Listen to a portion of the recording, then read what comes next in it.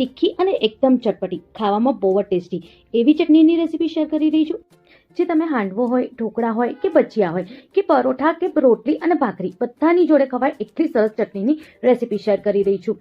એને બનાવવા માટે 7 થી 8 નંગ જેટલા આપણે જે લાખા લાલ મરચાં આવે છે સૂકવેલા એ લેવાના છે. એને ગરમ પાણીમાં 2 મિનિટ માટે આપણે ઉકાળવાનું છે, જેથી એકદમ સોફ્ટ થઈ જાય, જેથી આપણે જ્યારે એને ક્રશ કરીએ તો સહેજ બી કડક ના લાગે. બસ આવી જ રીતે 2 મિનિટ થઈ જાય તો ગેસની ફ્લેમ બંધ કરી દેવાની. હવે એને સહેજ ઠંડા થવા દેવાના. સહેજ ઠંડા થઈ જાય એટલે આપણે એને લઈ લેવાનું અને મિક્સર જારમાં ઉમેરવાનું. હવે એની જોડે 10 થી 12 નંગ જેટલા આપણે લસણ લેવાની છે, 1 ચમચી જેટલું લાલ મિર્ચ પાવડર, અડધી ચમચી જેટલું ધનિયા જીરું પાવડર, થોડું સ્વાદ મુજબ આપણે મીઠું ઉમેરવાનું અને 3 થી 4 ચમચી જેટલું પાણી ઉમેરીને સરસ ક્રશ કરવાનું.